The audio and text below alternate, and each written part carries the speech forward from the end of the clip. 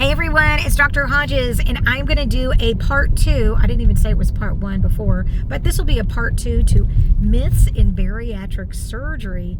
So I just went to Starbucks. Hey, Collins. Hey.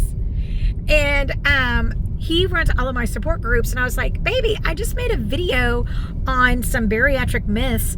What are some questions or frequent things that you have to discuss with the patients that are in support group that we could try to dispel or discuss? So why don't we let this be like part 2 to our bariatric myths? So the first one that you had brought up, Collins, you said is, what was one of the first ones? I'm afraid of ending up looking sick. Okay. Looking like I lost too much weight. Okay. So, number 1, are you going to lose too much weight and are you going to look sick? No and no. So, first of all, with all of the bariatric surgeries, none of them are going to get off all of your excess weight. So, for instance, with a gastric sleeve, for every 100 pounds that you're overweight, you're going to lose about 65 pounds, not the full 100 pounds. For a gastric bypass, for every 100 pounds you're overweight, you're going to lose 75 pounds. And with the duodenal switch, you're going to lose 85 pounds. Now, so technically, you are not going to lose all of your excess weight. But how much you lose, and then in your mind, when you hear that number and what people are used to seeing, those are two different things. So I have had patients that will come to see me in the office. There are patients that were morbidly obese. Maybe they were over 300 pounds. They've lost all of their weight, and now their BMI is 26 or 27. Technically, you are still considered overweight. And they are told both by their family and their primary care doctor that they've lost too much weight. When if a stranger on the street saw them walking by, guess what? They wouldn't think that they lost too much weight. And so a couple of things to think about. Number 1, the surgeries are not going to get off all of your excess weight. You end up stopping your weight loss when the calories that you're consuming and burning are going to meet what your body needs and meets your basal metabolic rate. So if, let's say once you lose all your weight, your metabolic rate is around anywhere from 14 to 1500 calories, or maybe it drops it down to about 1200. I'm short. My metabolic rate is 1087. Once you're taking in what your body needs and you're no longer in a calorie deficit, you will no longer be losing weight. That's just how the numbers work, okay? And so if people are saying you're losing too much weight, then it's your BMI is too low. Yeah, the math ain't mathin', because a normal BMI is between 18 and 24. Herein lies the rub. I live in the South, and I live in Dallas, and a lot of people here are either morbidly obese or they're this big around, and there doesn't seem to be a happy medium. So people's meter with what is considered normal is grossly off. I have certainly had patients that will come in and they're like, 5'2", and they're like, oh, I just want to be 200 pounds. I'm like, girlfriend, you are not tall enough to only be 200 pounds. You need to be like a good 60 to 70 pounds below that for you to have a normal BMI. And I tell my patients this all the time. I'm not trying to get you into Sports Illustrated, but I am trying to get you into a healthy BMI. Because once your BMI is over 30, and certainly over 35, you have the same life expectancy as somebody that smokes a pack a day for 20 years. So we need to really start being real about what BMI is and where your weight needs to be. So you are not going to lose too much weight because your body's just naturally going to stop. It's not going to keep on going. Now, are there some people that have complications? Absolutely. That is the nature of the beast. Is that like 10, 20, 30% of this patient population? Absolutely not. I've done probably close to 3,500 bariatric procedures in my surgical career. And I've had 3 people that have been referred to me that needed to have a complete reversal. So let's do the math. That is not all of my bariatric patients. Now, can you have issues if you do not do your protein every day and if you're not consistently doing your vitamins? You can, but that is the exception. That is not the rule. And I think this one myth that, you might lose too much weight, or what are you going to look like? You're going to look sick. That kind of parlays into how consistent you are with doing your vitamins and your protein. There are really good vitamins on the market today. You do not have to break the bank, but you do have to do them. You're not going to be taking in all the vitamins that you need, so you will have to supplement. But newsflash, right now, the majority of Americans, with the current crappy diets that we have, mine included, I need to be doing a multivitamin every day. It is not uncommon for me to have patients that come to see me preoperatively and their vitamin D is low or they're anemic. And these are patients that have never had any bariatric surgery. So these are not plights that are only seen by patients that have undergone bariatric surgery. So if you see someone that has had weight loss surgery and maybe their skin looks bad, they don't have that glow, their hair is really thin, 9 times out of 10, it's because they're not doing the things that they need to do. And it's not because they were not told the things that they need to do. If they had insurance cover their surgery, then insurance demands they will never approve a bariatric surgery unless you speak with the dietitian. Okay? And if you're one of my patients, you speak with the dietitian, and then you see me again for your pre-op visit, and then every other time that I see you in clinic, all we ever do is talk about nutrition. So I've even counseled the nurses that are taking care of my patients. I'm like, don't let those patients tell you that they never knew they had to do their protein, because that is just not true. Okay? So that is myth number 1. You're not going to lose too much weight, and you're not going to look sick. You may find that some of your family or friends might begin to make comments once you've lost a lot of weight, and this kind of parlays into myth number 2 for me, which is, are people going to treat you differently? I certainly have had people that initially they're treated very well by families and friends, and then once they really get down to their goal weight, it's like they're no longer fitting the mold that family or friend has for you. Like, you're no longer the obese friend, or you're no longer that fat friend. They maybe don't like the fact that you have more self-confidence, you feel better about yourself, you're just healthier, you have more energy, you're more outgoing, and that unfortunately can be intimidating.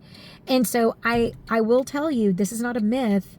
I certainly have a lot of patients that will tell me that some of their relationships kind of can change, sometimes for the better, sometimes for the worse. And sometimes it's because I almost see like there's a power differential in that relationship. Wouldn't you kind of agree with that, baby? Yes, I would. Where, sometimes, unfortunately, a spouse or a boyfriend or a girlfriend might not be your biggest advocate because they're worried how you might change. What they really need to be worried about is like how healthy you are. And if you really want to have, or not if, but you really want to have people that are in your corner, because when the chips are down, if you're having struggles, you want people that are going to be able to be there to lift you up. But I will tell you, I certainly have had patients that will say how, the ladies in the office at first were initially very happy at your weight loss, and now they're probably getting a little intimidated because you are losing more. And then they might give you some of these backhanded compliments like, ooh, are you losing too much weight? No, you're not losing too much weight. I'm trying to get your BMI down to 30. So don't let them say that. You were trying to get healthy. So stick with that. You're not doing this for anybody else but for yourself. Now, what is the flip side to that? I will have patients that now tell me they don't feel uncomfortable when they get on a plane. They no longer feel embarrassed whenever they go into different stores. They will also say, you know what? Now, whenever I go shopping, people make eye contact with me. I mean, those are really small things to the average person, but to somebody that's been treated a certain way all their life, that is huge. And everybody deserves to be treated with dignity and respect, regardless of their size, regardless of their health problem. I do not stand for any of that. Whenever I see some of these actresses or musicians and they're overweight and they're like, I love my body size and blah, blah, blah. There, a part of that I really do agree with. I don't think anybody should be treated poorly for their physique. On the other hand, it is, I would be doing you a huge disservice as a doctor if I told you that you could be overweight and healthy, because those two things, they just don't jive. You need to be at a healthy weight because you deserve to live longer. You deserve to not have achy joints. You deserve all those things that having a more normal weight can afford you. It should not be difficult for you to get up and out of a chair. It should not be difficult for you to go walk a block. But you know what? It is difficult when you're carrying 60, 70 extra pounds. And the surgeries, they can help you with that. And just know that you're worth it. And you deserve that. Everybody does. Let's see. What's one more myth, baby, that people will say? So what's another question or myth that patients will come up with, baby? What's one that they might say? One thing that I hear a lot from patients is, how can I possibly live the rest of my life without eating any of these foods that I love so much? Okay, I think that's valid, and that's a valid concern. Now, Collins, he had weight loss surgery. He had a gastric bypass. How long ago was that? It's 2012, April of 2012. April of 2012, and he lost close to 100 pounds. He looks great. Oh my gosh. And I will tell you, much to my chagrin, he eats very clean. And do I not complain about that a lot? Right. I do. But I mean, like, he eats his oatmeal with like salt and like a little bit of butter. That's it. I'm like, really? But he feels better. And when we go out to dinner, let me just put this to bed. We do not eat the same volume that we used to. And while I haven't had the surgery, my whole family has had the surgery, and then I just have a 10-year-old and then a 94-year-old grandma. So we all eat small portions, like just by default. Because I'm not cooking as much for my family, I now just don't eat that as much. I also do take medicines to help me with my appetite as well, which I will give to my patients. So that helps too. But when it comes to any restaurant, I mean, there's no restaurant that we can't go to. I mean, like, we like our... Sure. I mean, don't we go and have Mexican food, we'll have Italian, we have pizza. However, I would certainly say that we do everything in moderation. If we have fajitas, we get fajitas for one. That's all we need. And then we'll get like extra beans, huh, baby?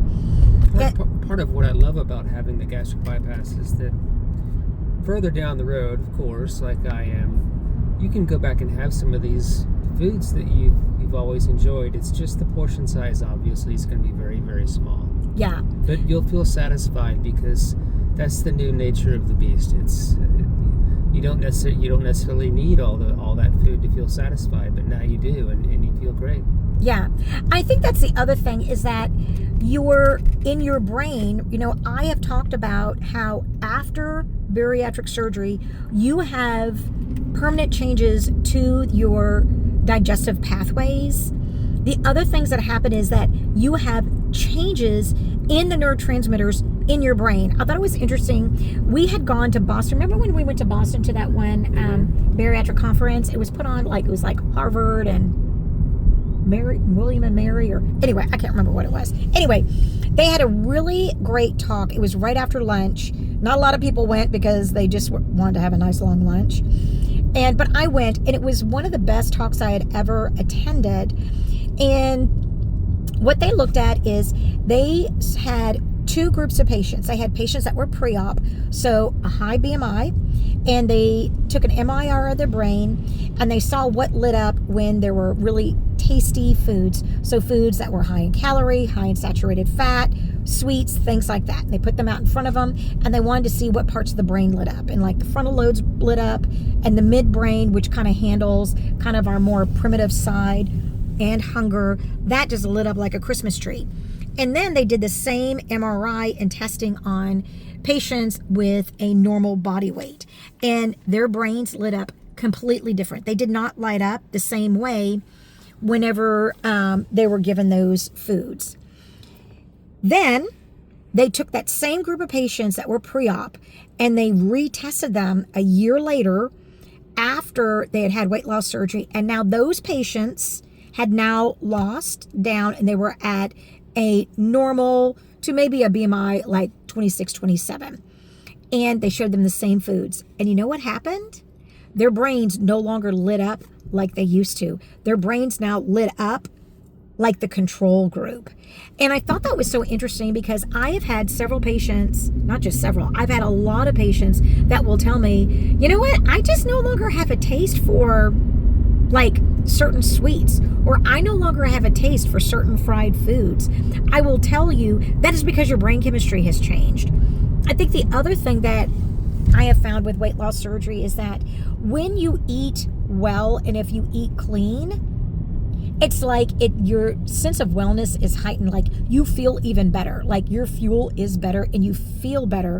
Whereas if you kind of fall off the rails and you start to eat poorly, you feel even worse. Like you might have more gas, you might have more bloating, you might get constipated, you might have diarrhea. Like I will tell you, if I have patients, and like myself and my husband included, like we're used to eating clean.